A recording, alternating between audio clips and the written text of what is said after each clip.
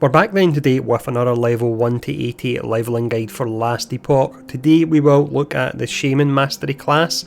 Mastery that's not been in a great spot, and even with 1.0 it's not in the best of spots. Despite that, the leveling setup we're going to show off today is actually one of the easiest and most fun leveling setups I've used for any of the Mastery classes since 1.0.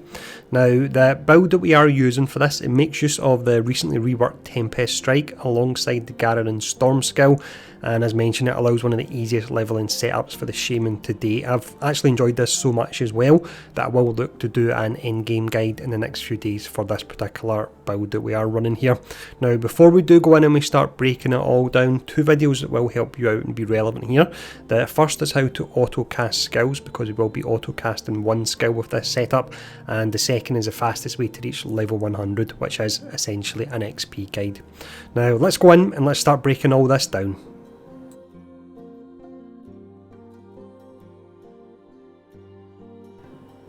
As always here then, we start off with a general progression infographic, so feel free to save this and then you've got it for reference whilst you are leveling.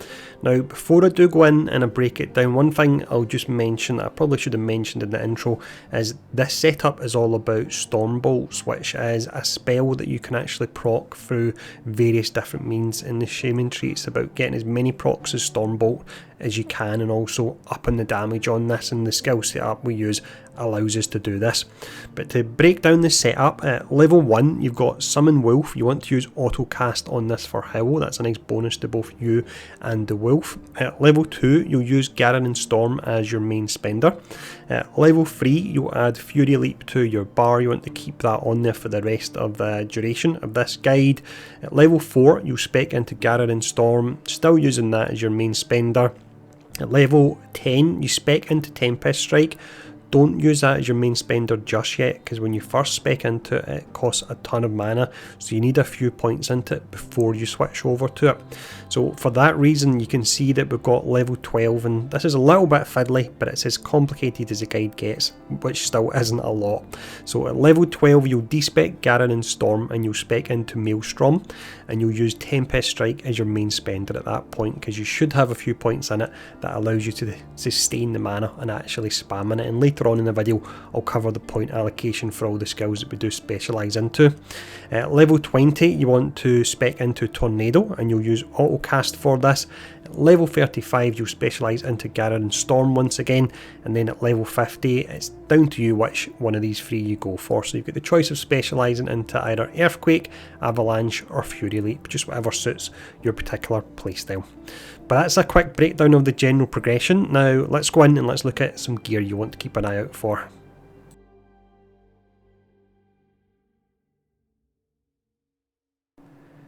Gear wise then, for this build you'll be wanting to keep an eye out for increases to spell damage and spell crit chance, as the bulk of our damage will be coming from spells. However, it will be split over various different elements for these spells, so the spell tag is the one tag that all the skills will have in common. For this section specifically though, we'll run over some great early game gear you want to keep an eye out for that can make a huge difference while you are leveling. If you've ran other heroes, then you want to check your stash for these gear pieces when you get to the Keeper's Camp, and if not, then of course you just keep an eye out for this gear whilst you are leveling. But let's go in and let's start breaking it down. With the gear we have here, the setup may look a little bit strange, but it's because at early game you'll primarily be doing melee damage, and as you level up your damage will start to migrate over to spell damage instead. Now weapon wise, at level 1 you can equip the Hammer of Laurent. This is just incredible on any melee character, I absolutely love this. At level 13 we have the Taste of Blood Axe. You will still primarily be doing melee damage, so these can work out fantastic, and bear in mind through your passives you can actually equip two hands, so you can dual wield these and these will really up your damage. At level 27 we have the Cleaver Solution. This is a fantastic melee leveling item, and you can see this has also got +1 to the level of all skills, which is really valuable early on in the game. At level 50 you have Kilnivar's Claim. Now it's round about this point that you'll start to migrate over to spell damage. Scepters are fantastic for that because the implicits on scepters will be melee and spell damage, so they're essentially hybrid weapons. So yeah, they're just amazing for this setup, and the Kilnivar's Claim is ideal because it gives you increased spell lightning damage and spell lightning critical strike chance as well, so that really ups the damage on your storm bolts. For the helmet slot, there's really nothing that really stands out here, so the one that I'll highlight will be the Raptor Helm base. This is nice because it can give you a flat 3% critical strike chance. For the amulet, we have the Bleeding Heart, equipable at level 4. With this you can leech up to 9% of the damage you're doing, so it's amazing for survivability. The bottom modifier on this, where you are inflicted with bleed when you cast a spell, the amount of healing you'll get back from the leech will far outweigh the fact that occasionally you will be casting a spell, so you don't have to worry about this being too much of a downside at all. Body armour wise for very early game, equipable at level 1, we have the Kestrel. This will give you some additional movement speed, which I put a lot of value on at low level. The next item you have, and I will just mention quickly that you will need something in between the Kestrel and this particular one, because the Kestrel doesn't offer a lot of defence at all, but you've got the Greatwood Coat, equipable at level 63. This could be nice because it gives you flat spell damage. For the belt slot, another one where nothing really stands out here, and there's quite a few slots like this with this build, but the build's not really gear dependent. It's all about the skills. It really allows you to smash everything. But for the belt, we've got the Praetorian belt, equipable at level 66, and it can give you up to 250 armour. Just the one ring I have here, it's the Arboreal Circuit, equipable at level 1, and again, this is fantastic for boosting your movement speed. If you have 2 of these with max rolls, you get an additional 36% movement speed as soon as you get to the Keeper's Camp, so this can be amazing for just zipping through the levels. For the gloves here, we have 2 early game uniques that can help out with leveling. Firstly, you have Avarice. This will give you 3% of elemental damage leached as health, and also increased leech rate early game. That can help out. And we then have the Stormhide Paws. Out of the 2, if you have both of them, this is the one I would use. So this one gives you increased lightning damage, increased cold damage, health, and also +1 to all attributes as well. For the boots, we have the Weaver's Will, Advent of the Erase. So this is the base item here. Hopefully you can get some nice fixes via the Weaver's Will, but the base item, equipable at level 16, and with this one it can give you a real decent boost to your movement speed. Finishing up the gear, once again we don't have much going on from a leveling perspective for the relic slot, so I would say the Living Seed, equipable at level 11, that gives you damage leached as health and hit, can be pretty nice. Now we have a few idols to very quickly look at here. We've got the Stout idol. This can give you increased health and also increased lightning damage. We then have the Ornate idol. This particular one, you've got a chance for an avalanche boulder to drop at a nearby enemy in spellcast, and also increased cold and increased lightning damage. Finishing up here, we have the Large idol. This can give you up to 9% increased health and also critical strike avoidance. It's a real nice and easy way to get it via this particular idol. So that's the gear to keep an eye out for whilst leveling. As mentioned, it is a bit on the odd side, but it's because this is a hybrid build. It switches really from one damage type to another whilst you are leveling. And as always, we've got the little infographic here just so you can take a note of it so you know what to keep an eye out for. But let's go on now and let's start breaking down some useful blessings.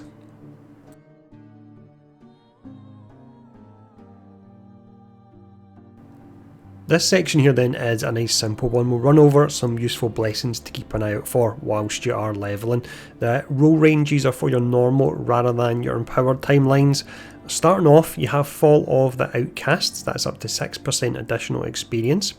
You have the Black Sun, it can give you up to 2% spell damage leached, which is great for survivability.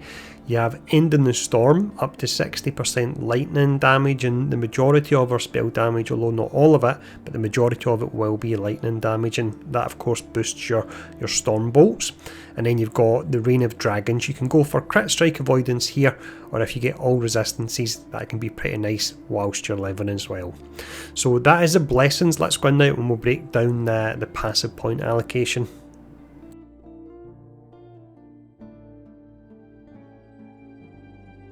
For For this section here then we'll use the build planner and last epoch tools. I've got all the progression baked in here, so I won't cover the progression here, but what I will do is run over the nodes we are using for the progression, then use the link in the description to get access to that.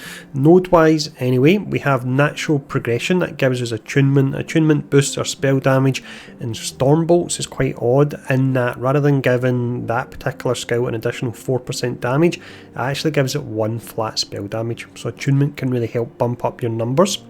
We've then got primal strength. We put 1 point in that to allow us 6 points into survival of the pack. The part we want here, because even at late game you still will be using your melee attacks to proc storm bolts, so you'll be up close to enemies, so you want the melee damage leached as health to really help out your survivability. Also for survivability we have Hunter's Restoration. This gives us an additional 10% increased health.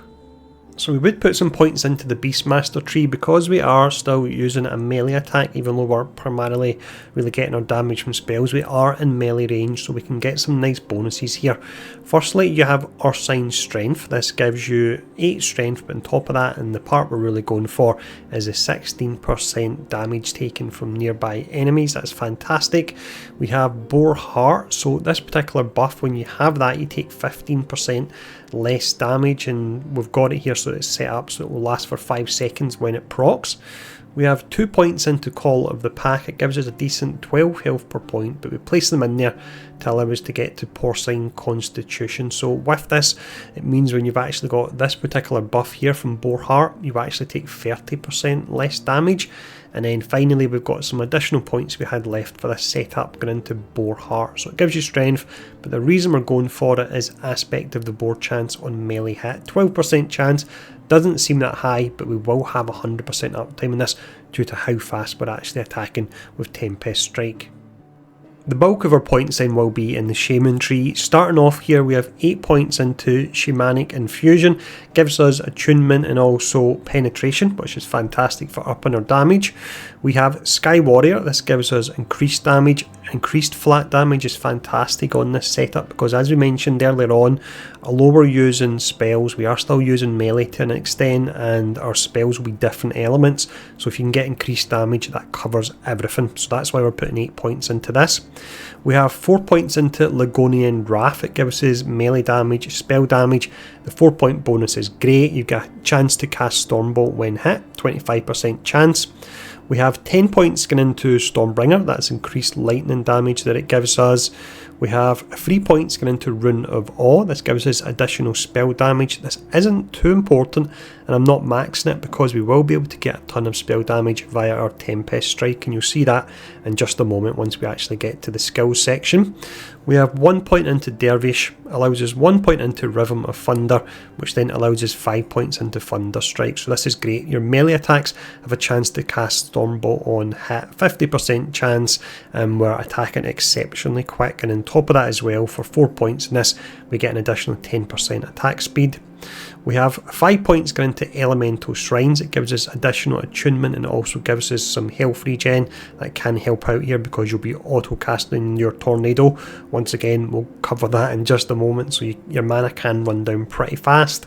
And then finishing up the passives, we've got Conflux, so increased area for area skills, that's up to 15% and less damage taken from shocked enemies. Enemies should always be shocked.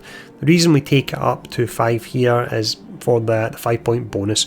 Your indirect Stormbolt cast have a chance to cast again after 0.25 seconds, and that's a 20% chance there. So with this setup, you'll be seeing Stormbolts all over the screen.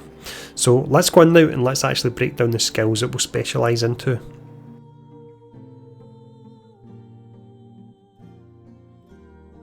The first skill we look at here then is a recently reworked Tempest Strike, and this is amazing and integral really for this setup. So the way we have this, it's a melee attack. We will constantly be spamming. We're not using it for damage. We're using it as a mana generator to proc Stormbolts, and on top of that to increase our spell damage as well. The setup we use, you want to pull down the mana cost on it as soon as you can, because otherwise you'll only be able to use it a few times before running out. So we have 1 point into Wind Fury Force, 2 points into Firm Grip. We then have a point into Warm Shelter and also Calm Seas, and what this does is it removes various different tempests, increases your attack speed by 20% for each one you remove, and reduces the mana cost by -4 as well. You can see that for the two of them there.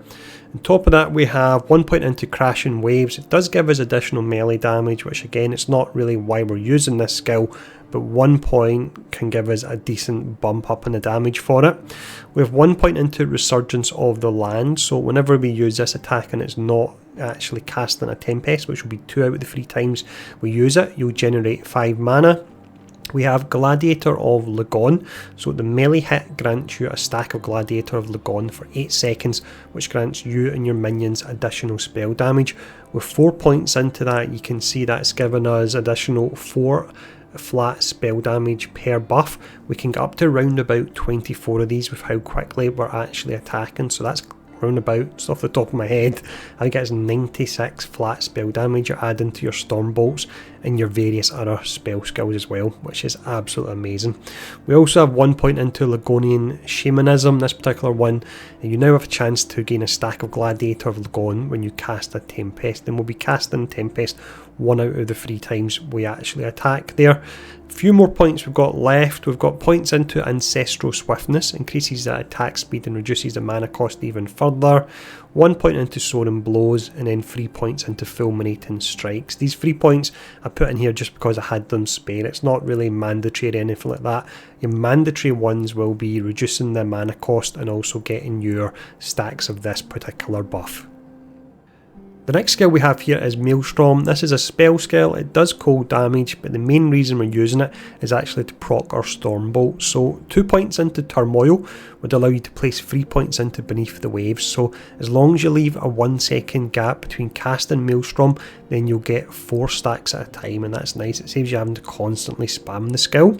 We have 4 points going into Whirlpool, it increases the duration. 1 point into Sleet Footed. We have 1 point into Power of the Storm, so when you have 6 stacks of this skill, you'll cast a Storm Bolt. 2 points into this means we only need 4 stacks, and of course if we go over here, we're getting our 4 stacks from 1 cast, so that is fantastic. And then what we have up here, which is great as well for Storm Bolts, is Energized, so it means that you hit an additional 3 targets. So 1 cast of Maelstrom, it will give you 4 stacks, and you'll be hitting up to 4 targets with your Storm Bolts as well. The next skill we have here is Tornado. We have this set up to auto cast. It is a physical spell, however it can also be a great generator for our Storm Bolts, and that is why we're using it. Now we place 3 points into Lasting Storm. It allows us to place 4 points into Hurricane, which in turn allows us to place 1 point into Eye of the Storm.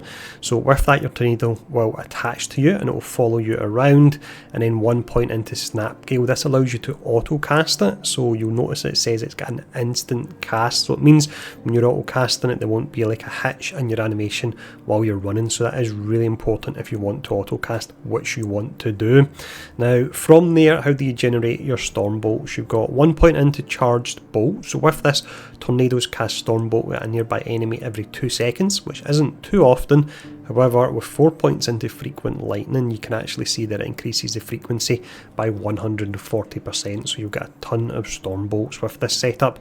Now, from there, with the remaining points you've got, what you could do if you wanted is you could put points into Debris, gives you a nice amount of more damage, up to 88%. You could put points into Aspect of the Storm and then Gust of Renewal, and what that actually does is it makes the skill more mana efficient. If you're struggling for mana, then feel free to go for that. Or what I've done for this particular setup, again it's down to you what you use the remaining points on, is I put points into Storm Dervish, so the Aspect of the Storm will give you increased attack speed, and then we've also got 2 points into Swift Wings, which means that it actually lasts longer as well. But it's down to you what remaining points you want. Really what you want to do is have it so that it's got an instant cast and you've got your high frequency on your Storm Bolts as well. So this next skill we have is a real interesting one. We're not actually using it, however it's tied in with Storm Bolts, and there's certain buffs within this tree that will actually buff storm bolts. As long as it doesn't say melee really on the tag, or it says storm stack, then it should buff it. So we've got 1 point into this node here. This doesn't help us, but we have to put a point into it so we can get further along here. So this here, it will actually increase the damage of our storm bolts that are cast via our maelstrom and our tornado, and via other means as well. We have 2 points into Eye of the Storm, so whenever you expend a storm stack, you have a chance to cast Maelstrom. We're not expending storm stacks, however, that allows us to put 1 point into Rending Vortex. Now, this will increase the base crit chance of your storm bolts based on how many stacks of Maelstrom you've actually got. Now, from there, 1 point into Lightning Strikes twice, so whenever you hit a boss or rare enemy with a storm bolt, you have a chance to cast it again at the same enemy after 0.25 seconds. This really helps up the damage on it. 1 point into Ligonian Diplomacy, just purely because then it allows us 2 points into Clouds on the Horizon. This increases the range of which your bolts will actually fire by an additional 50%. We have 1 point into Wind Fury Blows. This won't increase storm bolts, however it allows us to put 4 points into Thunderous Strikes. So because this doesn't say storm stacks or melee, then it means it increases the lightning penetration for your storm bolts. Now, some people I've seen would put 1 point into Excited Bolts. Can give you a nice amount of damage, but because we're firing off our bolts so quick, you'll absolutely destroy your mana with this, which means you're not getting the bonus from it at all, so it's simply not worth it. The final specialisation we have here would be Avalanche, but you can specialise into Earthquake or Fury Leap if you like. Point allocation, 1 point into Mountain Peak to allow us to go further along the tree. Same applies here for Precision, and same actually applies for Wild Path. This in turn, once we put 3 points into either Naturally Occurring or Unyielding Storm, allows you 1 point into Hailstorm so that your Avalanche will actually follow you. That's ideally what you are aiming for. I would max out both of these anyway. These are really good, mana efficiency and also duration. You've then got 4 points into Harsh Winter, increases the damage by a more multiplier, 40%. And then our last 4 points go into Intensity, so Avalanche Boulders fall faster. Fall speed increased by 100% there. So that is everything you need to know for leveling the Shaman Mastery from levels 1 to 80, and as mentioned earlier on in the video, I actually really enjoyed leveling this particular setup. It was exceptionally easy, and I would say now it's one of the easiest leveling setups in the game you can actually run, which is pretty crazy considering how bad a spot the Shaman was in prior to patch 1.0. Now, as mentioned as well, I will look to do an endgame guide for this, so if you enjoyed this one, keep an eye out for that video, and thanks for tuning in for this. Stay safe, and I'll see you all again soon.